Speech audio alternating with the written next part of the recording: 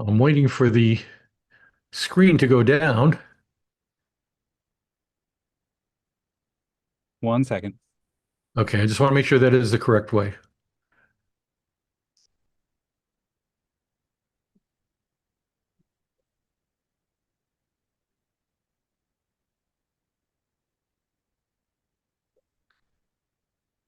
Good to go. Terrific. Ed, here we are again. You're on the air. Here we are again at B&H for another session. Let me put up what it is we're going to talk about today. I think we got a lot of real interesting things on this one that I think people find very, very interesting. So, uh, hold on one second. Here we go. So here we are, another Q&A&Q. Hopefully we'll get some more Qs from people. We're going to talk about a lot of things for photographers, more than just copyright, as people will see. We're going to talk about some things that we call order in the court. There's so many things going on in the courts these days that are directly affecting us and will affect us into the future. We want to go over paperwork, the fine print. We're going to go over specifically for real estate photographers, but actually it covers all photographers and models and all, people just in the creative industry. And of course, these days it's AI, and just more AI. There's no avoiding it. I think we have some interesting takes and some interesting opinions on this, both legally and just things we think you should be aware of these days. And Eddie, this is our number 20th. I haven't grown any hair. Yeah, and B&H just hasn't learned. They keep Yeah. inviting back. Yeah. But we on this session, I've put in a lot of the little cartoons we have from our book, The Copyright Zone, which is, I think, a little over 10 years old now. Yep. And in all those years, we're still talking till we're blue in the face. It's funny how we tell people this, and then they hear us, they understand it, and then they give us a call, and they didn't do what we told them to do. And they find out they're in trouble. Um, for people that need to reach us after this, again, this is our email addresses. For Ed and myself. And so there's no confusion. Ed is the lawyer and I'm the photographer. And if you have any questions at all and you don't want to ask them in this forum because you want to keep them private, just shoot me an email. Yeah, it's a lot of the things we get, and we tell people over and over again, do not discuss it in social media. We've seen where it comes in to bite people in the rear, because anything you post on social media is discoverable, as Ed will tell you. Also, if you start talking about a particular company or particular individuals or something, you'll be surprised at how they can find out. We've seen that happen too. So we're going to start with this, hear ye, or as they say when the Supreme Court enters the room, oh yes, oh yes, oh yes. So what is catching our eyes that's going on in the court these days? The first one has to do with a real estate photography case that's come up. And that's this Zillow copyright infringement is unreal, according to Business Insurance. Why? Because they're saying that Zillow owes billions for rampant and brazen copyright infringement. And how did they get to billions of dollars for this? And you can see this has been all over the feeds that we get about this lawsuit. It's a very, very large lawsuit. And the reason is that they say that Zillow has used almost 47,000 copyrighted real estate photographs in all their listings that they are not entitled to. Now So remember, that's a claim. That's the yeah, claim. That's yeah, not they a have to fact. prove that. But we have here Ed saying to stop before you really look at this. He wants to know the first thing that would always come up in these cases is how is your licensing invoice paperwork? How is your paperwork? Absolutely the most common incident with real estate photographers that I've had for over 4 long decades. If you are a photographer, you're working with a broker, especially if you're working with a broker, you have to have an agreement with the broker, a written agreement, a simple agreement.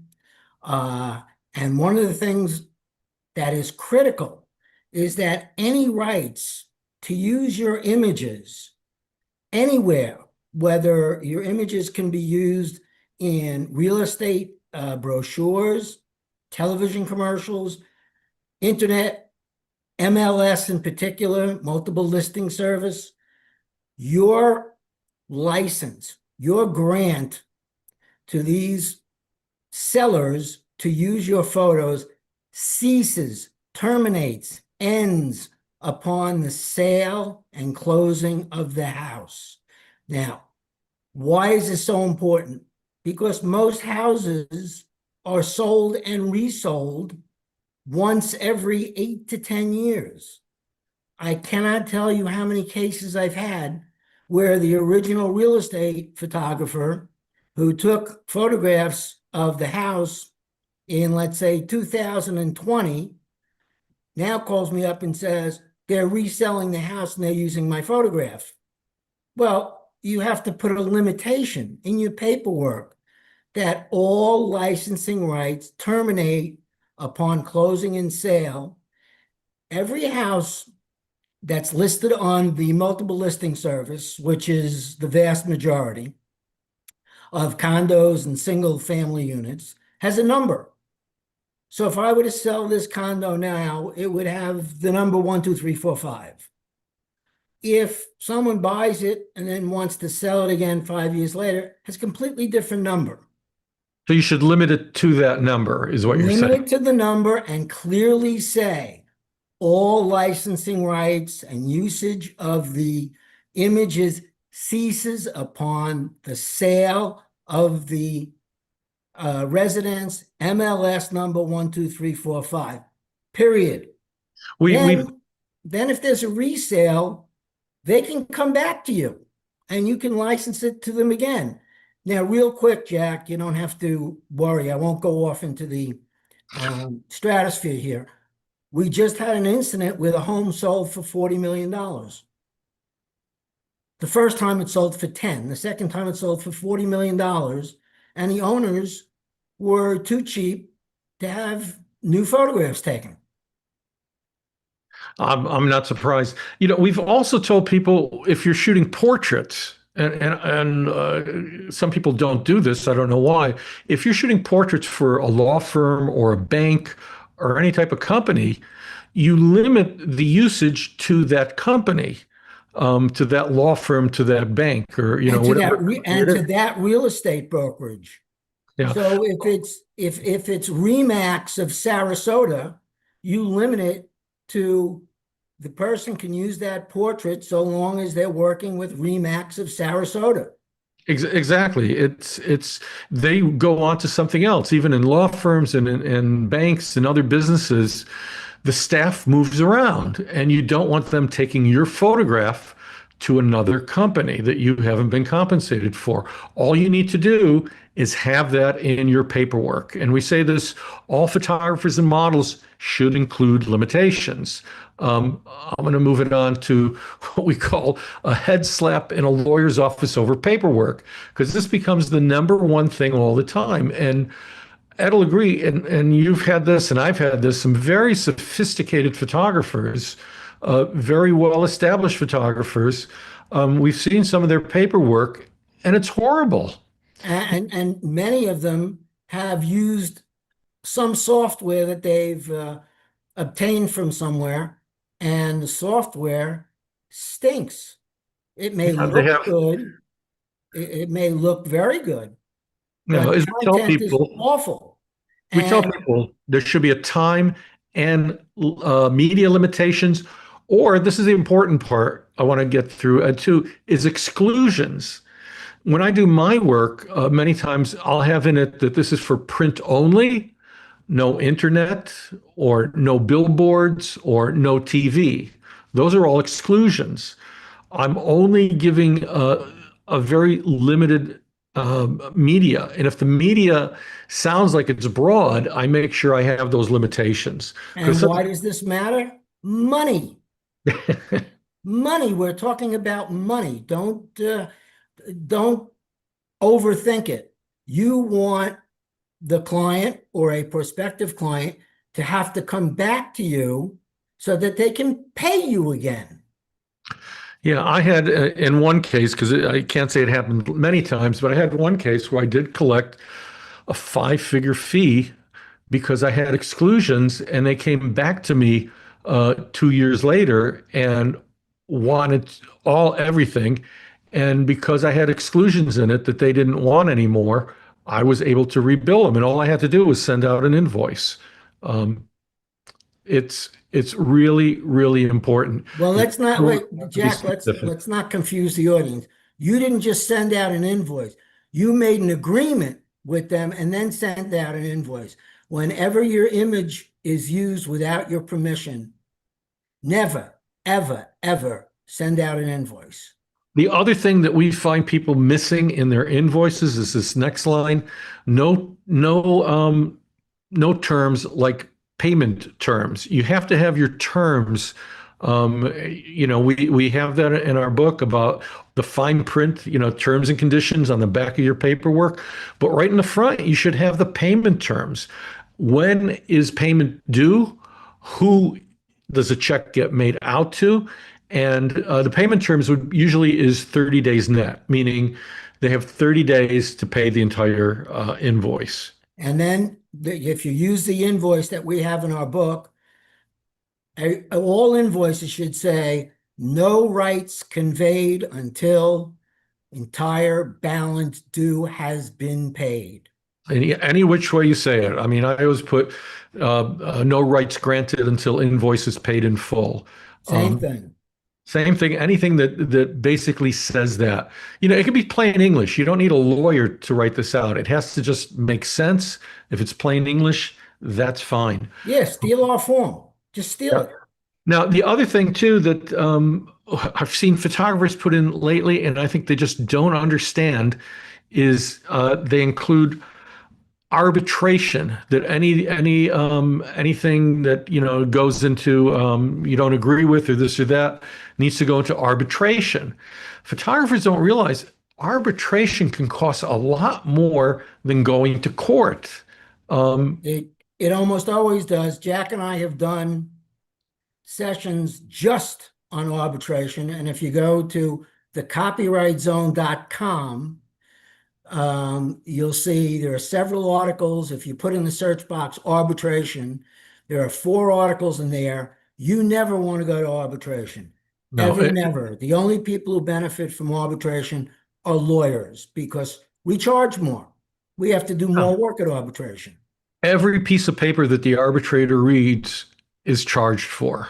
Everything they touch. It ends up costing you a lot more money, and people back out because of that when they find out what the expense of arbitration is, as opposed to court.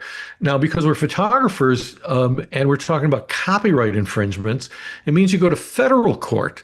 Ed, how much does it cost to file a It costs federal? $402 to file the case. And whether you're IBM or Apple or Joe Schmo photographer, that's the last fee you pay. If you then, for some reason, have a 1-month trial, you pay the court nothing.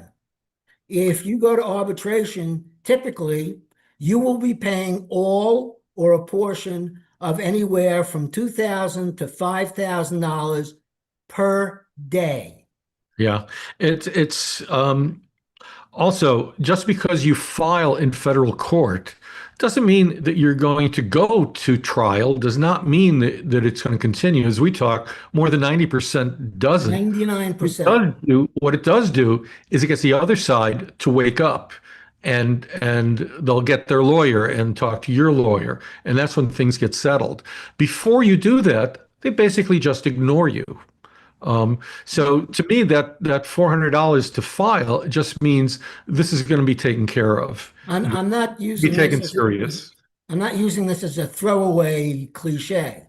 Literally 99.1% of all copyright cases that are filed in court are settled before trial. Yeah, absolutely. Also, another way you know that arbitration is bad is if you have to go buy a car. You'll notice they always have arbitration. You can't go to court with them if you have a lemon or a problem. It has to go to arbitration, and that is in their favor, not in yours. So we'll go on from there because I think we beat this horse to death. But don't put arbitration in thinking that this is a cheaper way to go or an easier way for you. It's the opposite. Um, so we're going to go into a bunch of AI. This was something, and this part of the law and what's going on and AI, it's just very, very confusing. Ed and I don't agree completely on a lot of this. The courts don't agree. People don't agree.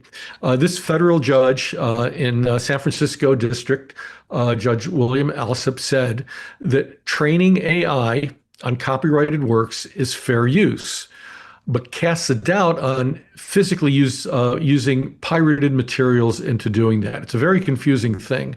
Um, my Let me go into this. Um, According to AI tracking experts, proving your copyrighted material has been ripped off by data scrapers, or establishing data has been scraped at all in most scenarios is impossible. And I agree with them. And the reason is, and we'll go over this again later, a lot of people think that AI cuts and pastes, that if you have a picture of a bird or a dog or a car or whatever, that it's going to copy that and reuse it. It doesn't do that. And that's the problem that a lot of people are having in court when they sue these companies, because they can't come up with, here's my original picture, here's where it's been copied. Remember, copyright is about copying, not something similar, but a copy of your image. So to put that in plain English, today we sent out 30 notices to various companies selling an image and infringing on our photographer's copyright.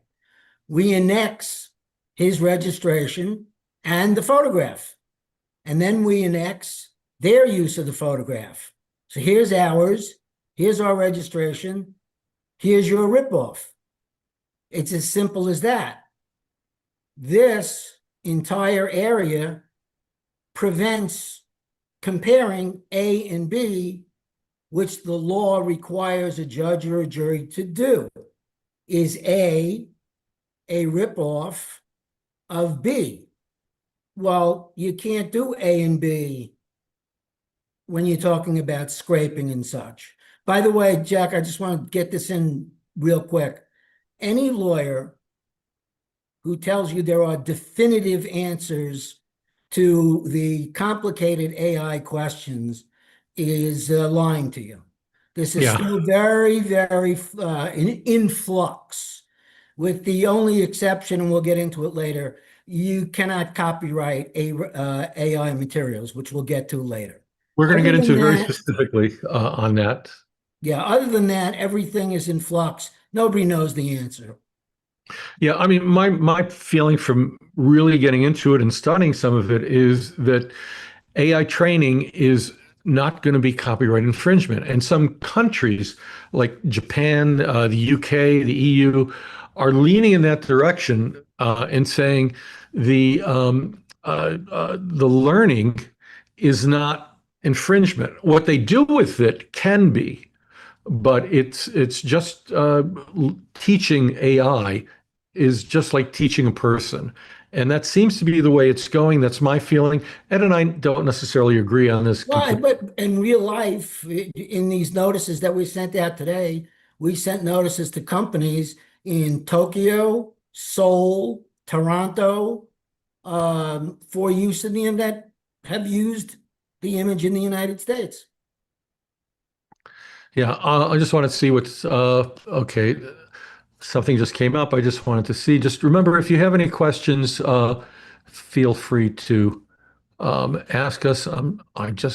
Oh dear. Okay, let me get back into share. You know what?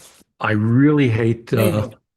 I really hate what you call it, Zoom. Here we go. So this is just to show you that we're not how confusing this is. Anthropic, who was sued, class action suit, has just decided this week. We don't have much information or data on this, but they are settling. They're settling a class action suit. That's all we can really say. It's about teaching. They're deciding instead of going to court and going over everything that they're going to settle. Now, settling a class action suit could be that they're going to pay millions and millions of dollars. If you can prove you were one of the people that was scraped in it, remember, you're probably one of millions of people whose work has been used in what they're settling with, meaning you might collect a buck 50 or $3 or divide millions into millions and see what you come. Typically, the reason that class action suits are settled is that they are fantastically expensive. And the people who make the most money from these suits are attorneys. If you're a member of a class action against an insurance company for not covering floods in Florida during after a hurricane or whatever, the individual policyholders generally don't get a lot of money. The attorneys make a fortune. In fairness, some of the attorneys have to work a zillion hours on these cases, but they're extremely, extremely expensive. And while I keep saying, I've said for a long time, the problem, and I just said this earlier, A and B. You have to have A to say this is the original, this is the copy, and people have been falling short on that. Until this, Disney and NBC Universal sue Midjourney in a landmark AI copyright case.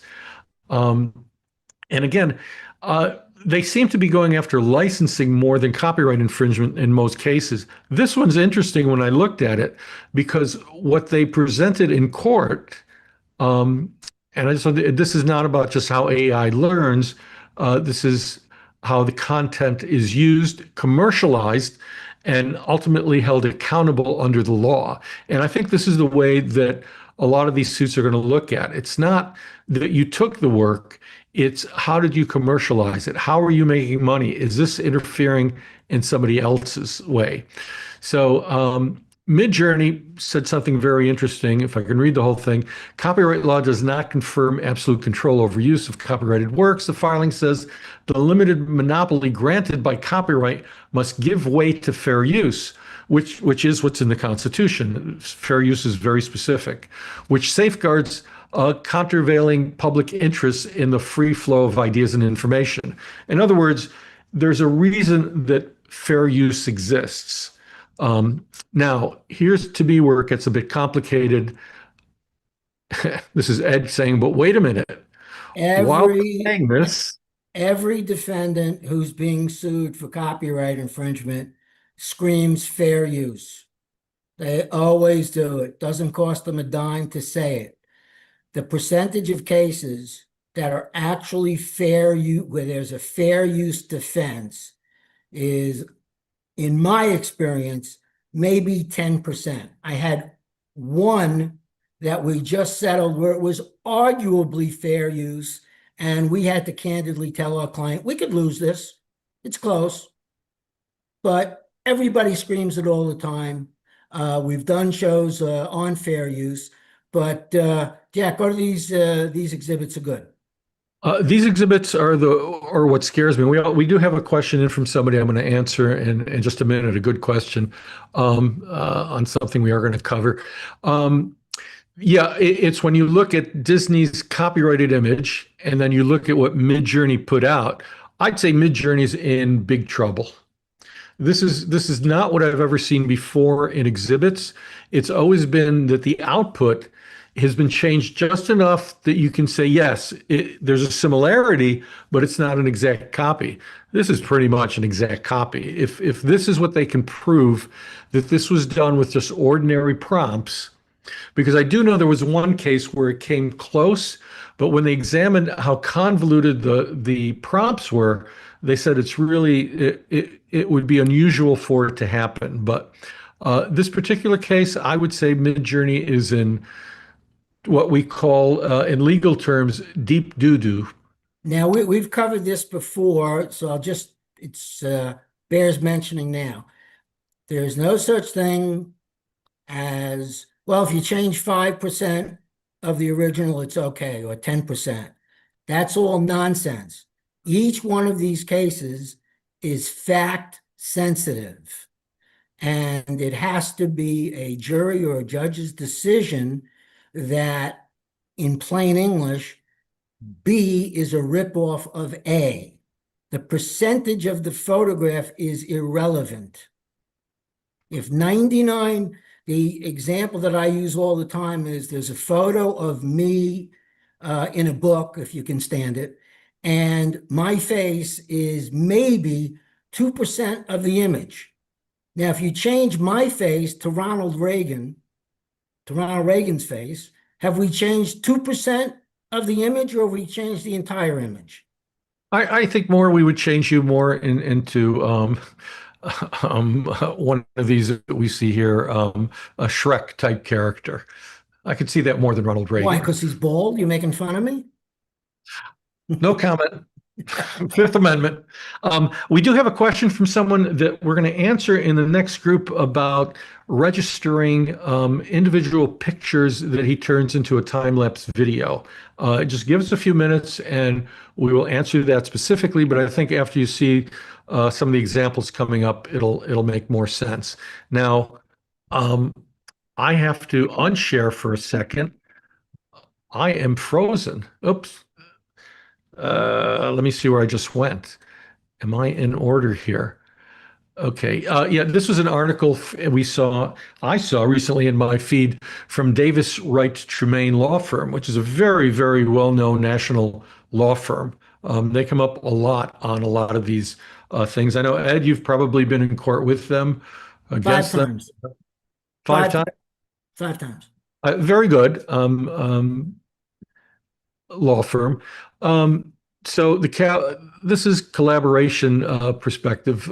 Copyright Office has stated that only human creativity is eligible for protection. Using AI to brainstorm ideas, generate high-level concepts, or spark creative direction likely will not raise concern about copyrightability. But if significant AI-generated expression appears in a work, its legal status becomes more complicated. What we're trying to say here and what we're going to answer is, how much can I use AI in my images and still have it copyrightable? And we're going to go over registering your work using AI and what you can and can't do, and what we think is the correct way to go about this. As this also says in the United States, it's your duty to disclose AI when registering a work or using an appreciable amount of AI-generated material for the copyright. And the Copyright Office has accepted some and denied some. There's no hard line rule in the sand on what it is and isn't. So let's do some stuff. On a similar note, showing how AI is taking over the magazine and newspaper business, a lot of the news aggregators or newsletters will indicate at the end of a story or a piece that no AI was used, or some AI was used in the creation of this piece, or this is an AI piece, and if you want to see the original article written by Joe Blow, which appeared in Reuters, click here. Well, let me move on to I think a lot of people are going to find interesting, and I think is sort of the heart of this presentation this time around. And that's one of my pictures that I took in the Chobe River in Africa just this last month. I just came back. And I took this picture, and of course, always making changes on it. I think it's a good example to show you what AI does. If you see the bird that was in the shot, and let's say I wanted to remove that bird, Of course, these days in Photoshop and in Lightroom, it's so easy to do it. I can remove it, and now AI is artificially adding in the background of what was there, of what was not there, because it can't see behind the bird. So it's creating AI generated pixels in that area. We would call it, in this particular picture, and every picture is fact dependent, I would say that's de minimis, that the Copyright Office would have no problem with that. But let's take it a lot further. Let's say I add in a sky, because I didn't want just a plain sky, and I added in a sky like this that I pulled from Photoshop. Um, let's take it even further. Let's say that I did something like this. Hold on one second. Let's say I did something like this, adding texture, which I love to do, made it black and white. Okay, it's very different than the original I showed you.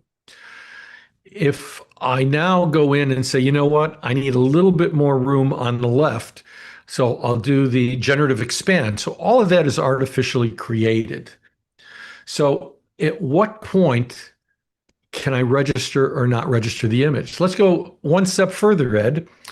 I'm going to add an obvious AI little boy holding a lollipop, just to be extremely obvious that I'm going to add quite a new element, that it's not just the two elephants now, but there's a third thing in here.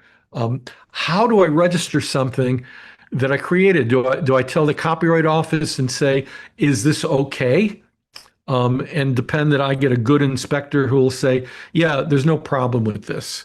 I don't know. They could also reject it.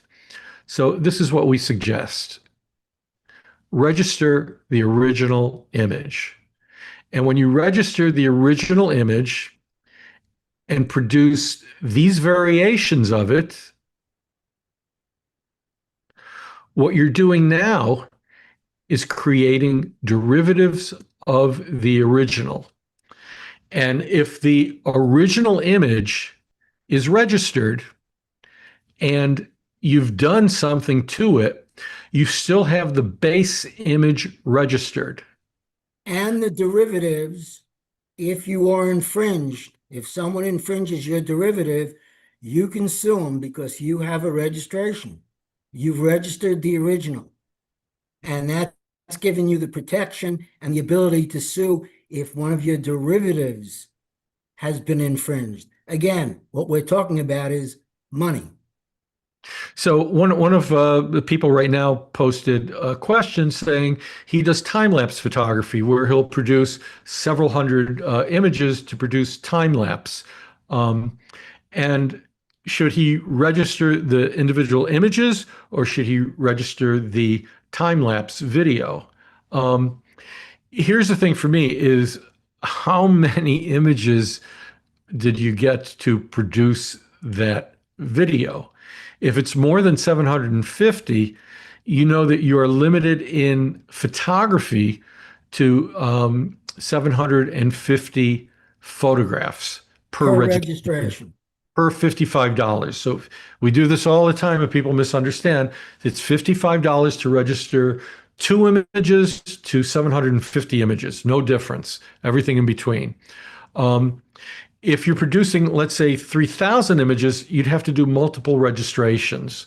In that case, I would register the time lapse and then maybe pick out 750 key frames to register if you want, or the opposite, register 750 keyframes, and then I don't think you have to register the time lapse video. What's your opinion on that, Ed? You could register the whole thing, or as you say, I'm not looking at the content. So if, for example, it's just 2 talking heads, like on a political talk show, and you registered, as you say, 100, 200 key frames, the odds are the unregistered images are going to look basically the same, and you could say they're derivatives. If you are doing well, Ed, let me interrupt you. 20-minute tour of a zoo, how can you pick out key frames?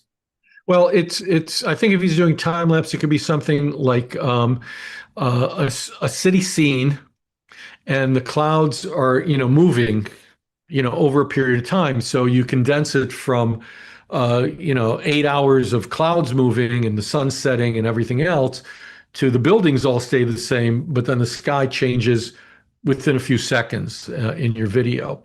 And in something like that, to me, it's like it would be easy to pick some keyframes, register those, and then you're protected in the video, or register the video. Now, the videos uh, are considered works. And this is the confusing part in registration. Um, Works are considered things other than photographs. Photographs are not works, they're photographs. Works, you're limited to 10 works on a registration, where photographs you have 750. Um, we're hoping that that gets increased with the update we're hoping happens at the Copyright Office, which they're talking about. It does look like they will go to several thousand images, but that was before the Registrar Perlmutter was dismissed. So nobody knows what's going on right now. But in any case, just be aware works are not photographs in registration. Videos are not photographs. You can't register as photographs. I know it sounds very confusing. I hope it makes sense. But if the number of images you have is 750 or less, or 1,500 or less, just register the individual images. The time lapse will be covered in that. Or the opposite, register just the time lapse. Um, um, and then you could say any photographs are derived from that. Yeah, it's confusing. So let's move on. One of the things that people are saying about AI that we're hearing quite a bit is they hate AI. A lot of photographers are saying AI looks fake. AI can't do hands. It gives me the uncanny valley feeling. It makes my skin look or not my skin, but the people in it makes their skin look too perfect. It contains nonsensical text and on and on and on. There's a lot of different things that it says. Um, it doesn't matter to most of the public who doesn't know and doesn't care about these things. It's photographers care about it. And the marketplace is the public. And the public doesn't care about these things. They just want to see what they want to see. And the advertisers don't care. And one of the analogies that I like to use is that decades ago in the movies, there were quote unquote special effects, and special effects became CGI, and now CGI is AI. Meanwhile, the people who, let's say 20 somethings, who go to see a Star Wars movie in 2025 are looking at special effects that don't particularly surprise them. They know it's not real, and they're different special effects than in the original Star Wars movies.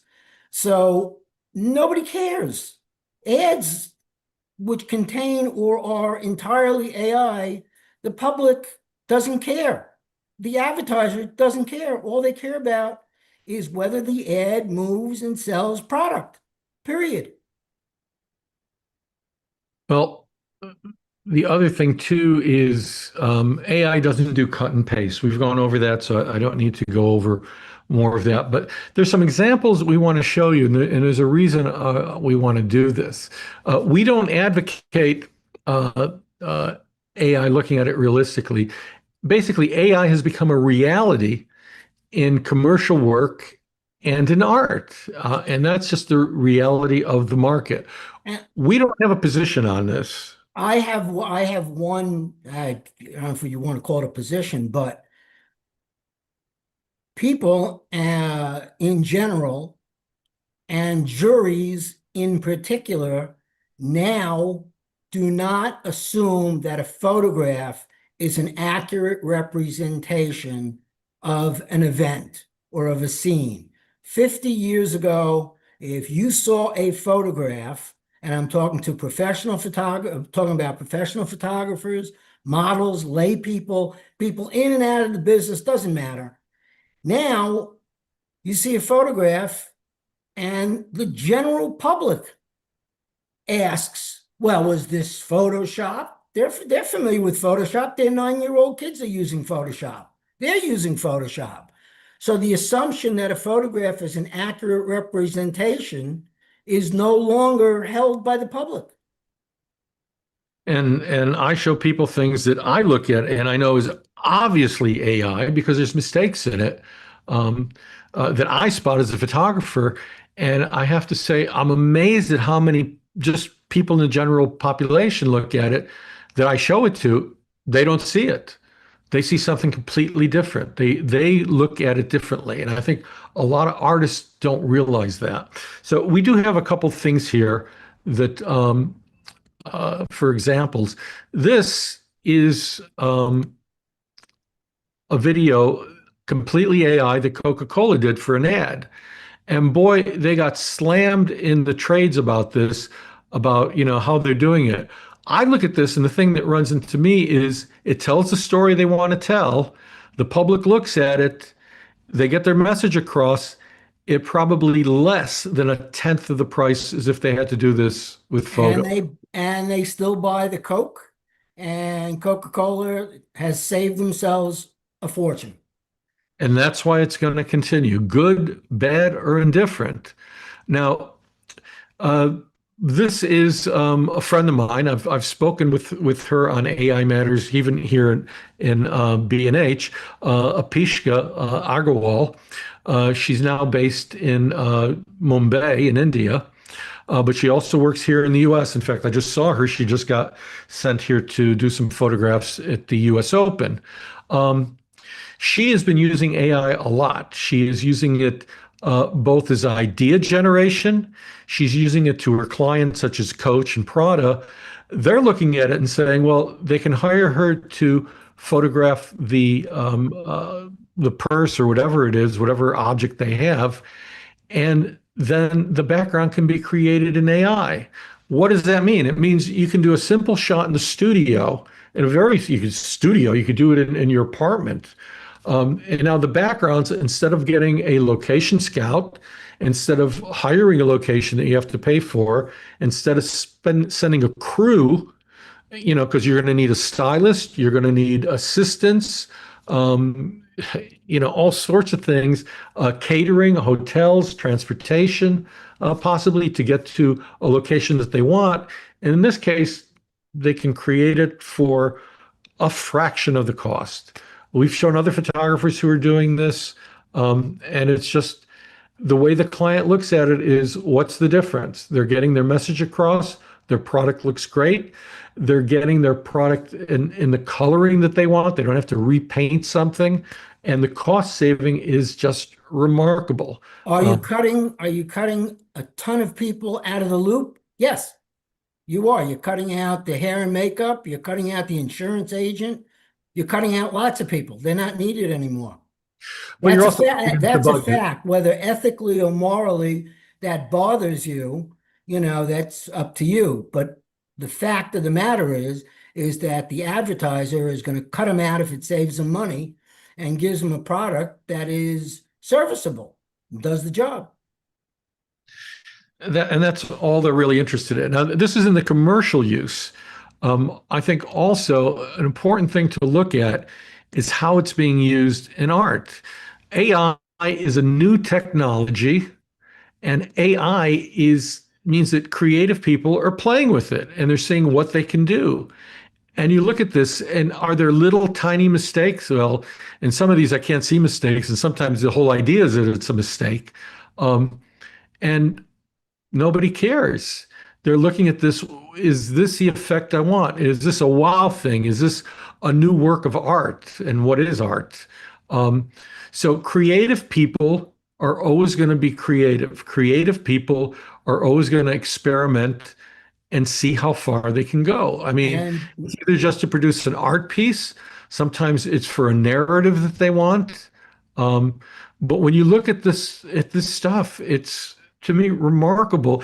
Now, you can't get this type of videos by putting in simple prompts. This is somebody who is spending a lot of time, a lot of effort, and a lot of work to produce these little videos. It is not a simple thing to do. You can't give this to your secretary and say, oh, do something funky. This is somebody who has a vision and is getting to where they want to be using the new technology. Deception in photography is 200 years old or 185 years old. It's nothing new. Yeah. By the way, this is a credit to some of the videos that I have here. If you want to see more of it, get a quick screenshot. But I think really stuff is coming through on my feed every day that just wows me and completely different and always creative people. Now, it was interesting. I read an article just this morning in CNN, and it was about how software engineers are having a hard time getting jobs. Computer science graduates are having a hard time connecting with jobs. It's a big unemployment factor where one guy said it took 150 applications till he finally got a job because of AI.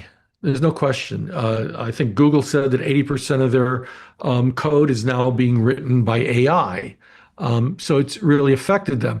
But this quote is what really got to me. A software engineer said, AI won't replace you as an engineer. An engineer with AI will replace you as an engineer. And you could take that same quote to me, just insert photographers where it says engineer, that AI is not going to replace photographers. AI is going to uh, uh, replace Sounds photographers. like AI are going to replace photographers. this Excuse is me. not. Jack and I are of a certain age, and those of you who are of a certain age, this is akin to when digital took over for film. There were photographers who said, "Oh, digital will never replace film," and many of those photographers uh, went out of business. They Yeah. didn't accept digital, and they are now doing something else. Now there is a trend toward film, but it's such a niche thing, and it's just so minor. That's not anything coming back. Film is not coming back. The part that always amazed me is that some of the photographers, the labs are telling me that process the film. What they say is they process the film, scan it, give the photographers the scan, and then the photographers say throw away the negatives. Jack, how many commercial labs were there just in Midtown Manhattan 25 years ago? Oh, I could swing a chicken and probably hit 10 of them on one street. I mean, it was And incredible. how many are left? I don't think any. I I don't think think one. any in I Manhattan. know of one. Yeah, well, maybe Dugal. That would Yeah, probably do that. I think he's in Brooklyn, no longer in yeah, Manhattan. right. Um, it's things move on, but creative people, they still need creative minds, and that is what is going to keep moving forward. Like I said, AI will not come up with these things by itself. It needs somebody to drive it, and that's still going to be, I think, the way it goes. So if you're going to do things commercially, I think you need to uh, these days embrace it. I am. I'm enjoying it. Um, we're going to move on. Now appearing in a theater near you, an AI warning. Universal has been adding no AI training allowed warnings in its films as Midjourney claims fair use. But there's a lot of these things are showing up, and people are saying the new AI warnings in movies are basically useless because there's no law behind it. They're just posting it, and it doesn't really mean anything. I love Well, this it's my, headline. my view of that is it's chicken soup. It Yeah. can't hurt. Yeah, experts say how not to train your AI warning messages will probably do bupkis. For those of you who are not familiar with the term, which is common here in New York, bupkis is a Yiddish term meaning nothing. Um, Well, not exactly, but okay. So why have a warning in these things if it has no teeth? Basically, as Ed just said, it's a preemptive action they could be used later in court in cases saying we put up a notice and they still did it, so they Right. can't say innocent infringement. They were aware of it. Yeah, if I get a judge who likes, if I have a judge who likes that argument, I run with it. If I have a judge who rolls his eyes, I move on to something else. Costs nothing to try. Okay, we're getting toward the end. I got to check to see if there's any more questions. Yeah, because it's true. Um, That's right. So this is, I think we're going to probably finish and maybe finish a little early today.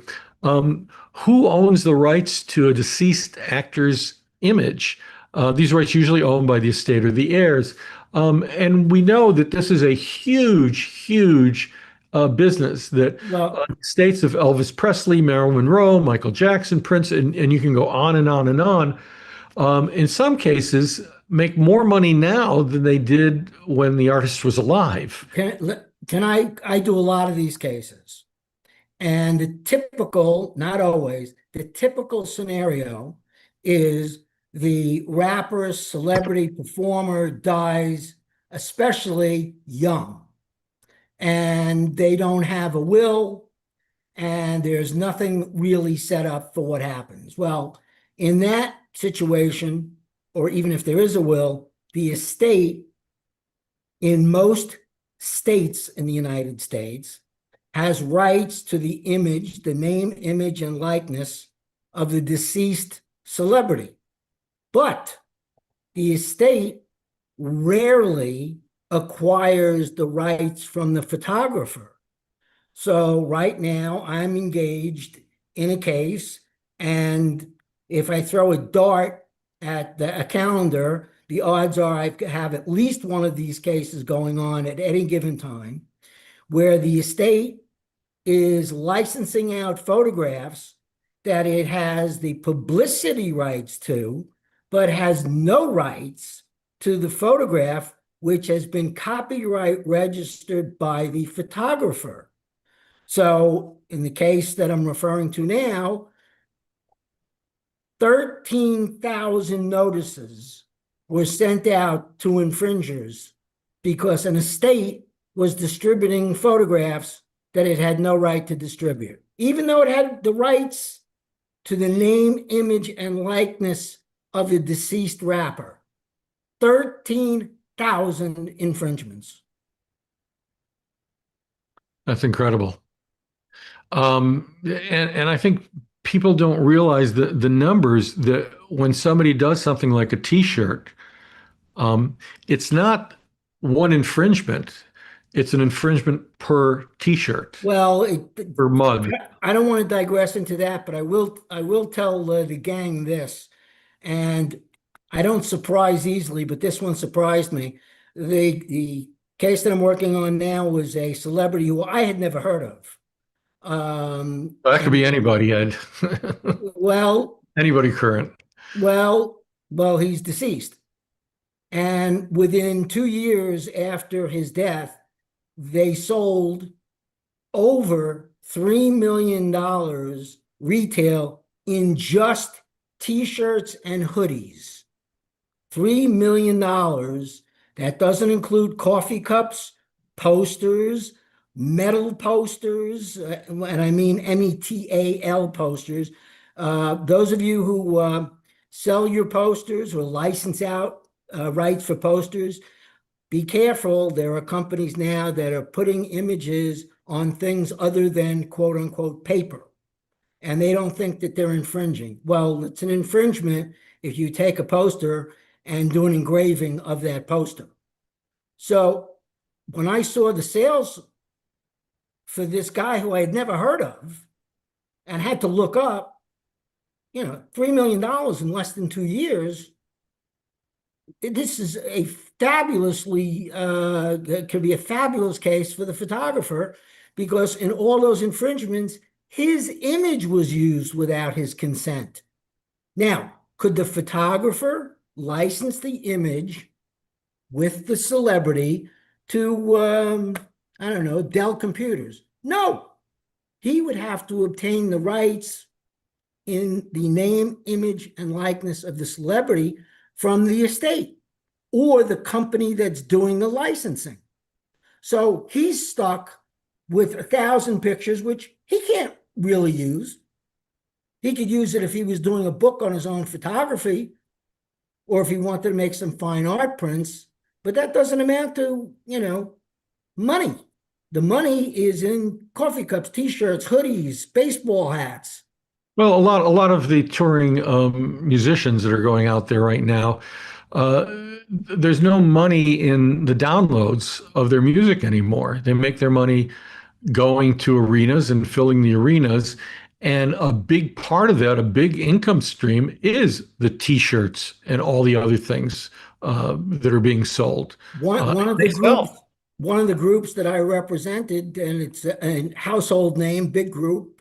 They had a special clause in their contract. I can't name them, but they had a piece of the beer sold at their concerts because they had a large beer drinking crowd.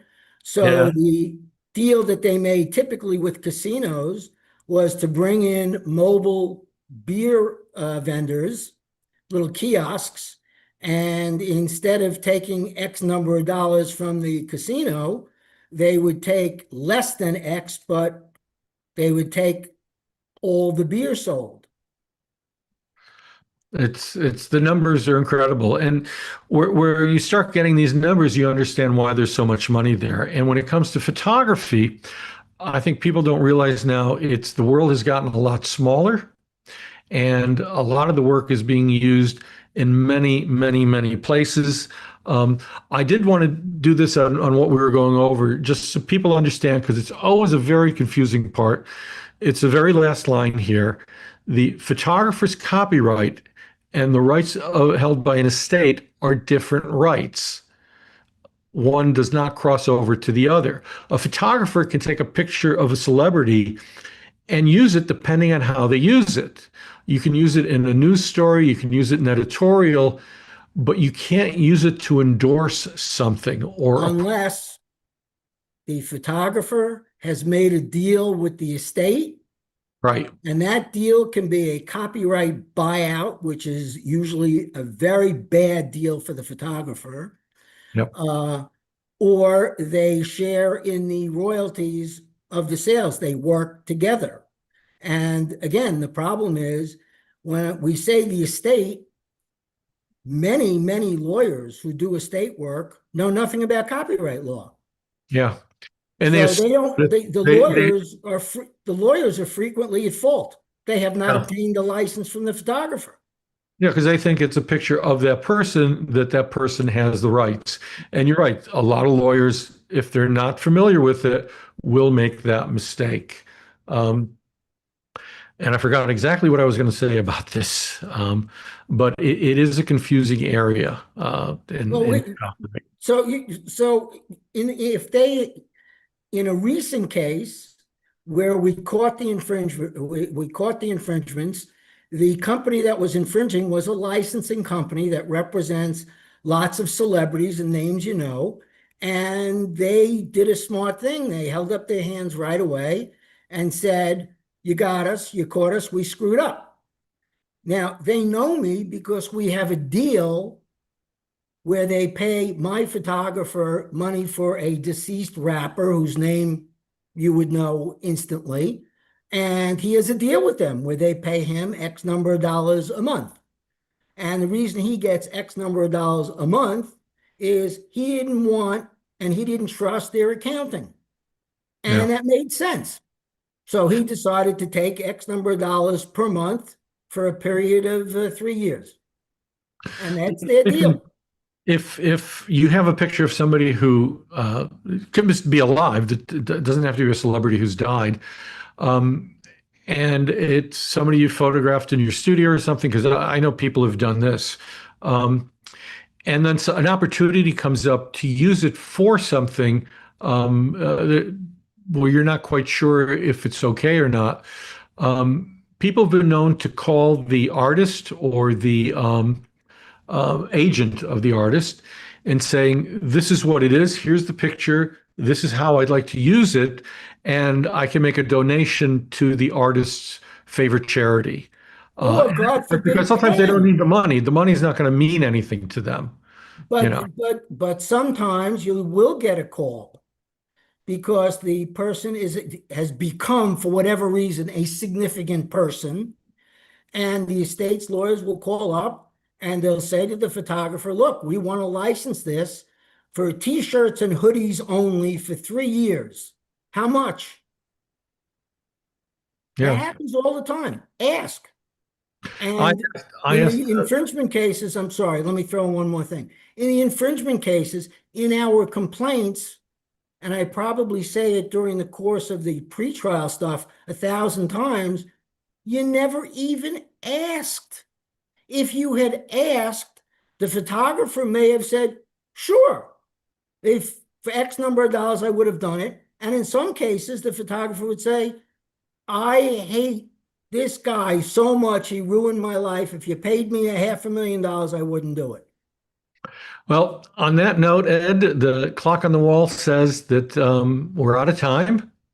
I hope people got something out of this. We didn't get many questions this time around, but I think there's some really good things that people really need to think about, and some things we gave out that I think people will be able to apply uh, in their work. With that, we'll say goodbye until the 21st session of Q&A and Q. Thank you all, and goodbye. Bye, boys and girls.